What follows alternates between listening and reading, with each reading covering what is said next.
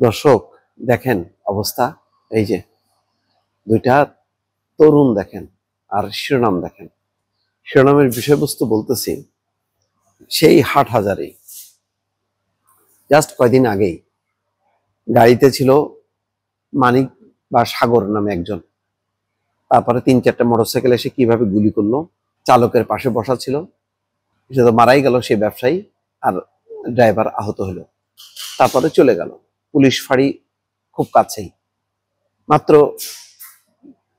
2-3 দিন আগের ঘটনা। সেই ঘটনার রেশ এখনো কাটেনি। এর মধ্যে সেই হাটহাজারীতে কি হলো, ইউনিয়ন ছাত্র দলের সভাপতি সহ 2জনকে ছুরিকাঘাতে হত্যা, যার ছবি একটু আগে দেখালাম। 2জনকে ছুরিকাঘাতে হত্যা করছে প্রতিপক্ষ। এটা আপনি আর আমি বারবার বলতে বলতে নিজেও ক্লান্ত হয়ে যাচ্ছি। রাউজান, হাটহাজারী, এ কি অভয়ারণ্য? এটা কি এমন লাইসেন্স? সন্ত্রাসীদেরকে কোনোভাবেই নিয়ন্ত্রণ করা যাবে না, কেউ পারবে না। বাইরে গাজা যুদ্ধ শেষ হয়েছে, কিন্তু এই যে হাটহাজারী আর রাউজান, এই যুদ্ধ শেষ হচ্ছে না।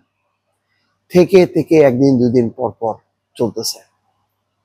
সন্ত্রাসীরা যা করবে সেটা করতে পারবে অনায়াসে, কোন রকম তাদের ভয় ডর কিচ্ছু নেই।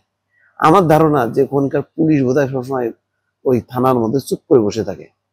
ঘটনা ঘটলে জাস্ট তারা শুধু দায়িত্ব পালন করে আর কি। অন্যরা যেমন পথচারীরা মারা যাওয়ার পর উঠায় নিয়ে হাসপাতালে নিয়ে যায়, ওরা উঠায় নিয়ে যে একটা কেস করে তারপর আবার চুপ করে বসে থাকে। নতুবা এদের বিরুদ্ধে সাঁড়াশি অভিযান চলে না কেন? চেনে না কারা এলাকায় মাস্তানি করে, আধিপত্য বিস্তার করে, কার হাতে অস্ত্র আছে, কার হাতে অস্ত্র নেই, এগুলো কি জানে না? লোকাল থানা পুলিশ তার সোর্স নাই? সবই তো জানার কথা। চট্টগ্রামে হাটহাজারী উপজেলায় প্রতিপক্ষের ছুরিকাঘাতে ইউনিয়ন ছাত্র দলের সভাপতি সহ 2জন নিহত হয়েছে। এই ঘটনায় আরো কয়েকজন আহত হয়েছে। মঙ্গলবার রাত 8:30টার দিকে উপজেলার চিকনদন্ডি ইউনিয়নের চৌধুরীহাট এলাকায় এই ঘটনা ঘটে।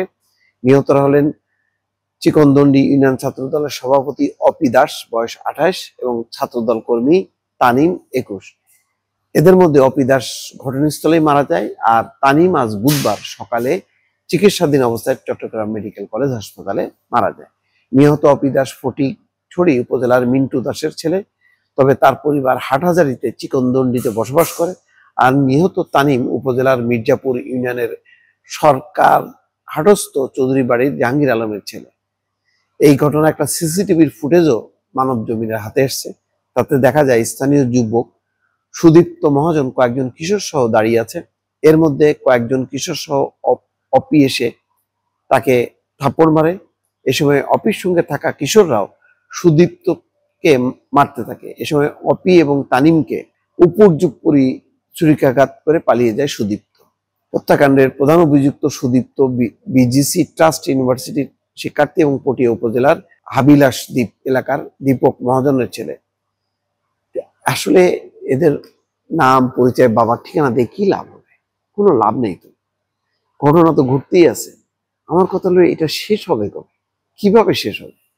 এটার কোনো সূত্র কি মানে কোনোভাবেই বের করা যাচ্ছে না যে এই হাটহাজারী আর তার পাশে যে রাউজান, সেই সন্ত্রাসীদের অভয়ারণ্য, এটা আজকে নতুন না, অনেকদিন থেকে চলছে। ভাবছিলাম যে রাজনৈতিক পট পরিবর্তনের পর থামবে, কিন্তু নতুন করে শুরু হয়েছে। ওই এক এলাকায় মানে কতজন বিএনপির নেতাকর্মী নিহত হয়েছে আল্লাহ জানে, এবং কোনোটাই কিন্তু আসলে সেই অর্থে কোনো রাজনৈতিক কোনো দ্বন্দ্ব না, সব হচ্ছে আধিপত্য বিস্তার। ওই বালু তোলা, মানে ইজারা, ট্যাক্সি স্ট্যান্ড, এই সমস্ত থেকে চাঁদা তোলা, মানে যত রকম সামাজিক অপকর্মকে ঘিরে ব্যক্তিগত স্বার্থে এইগুলি দ্বন্দ্ব সংঘাত হচ্ছে, হত্যাকাণ্ড হচ্ছে, নাম হচ্ছে দলের। এই পরিস্থিতির অবসান কোনোভাবেই করা যাচ্ছে না দর্শক।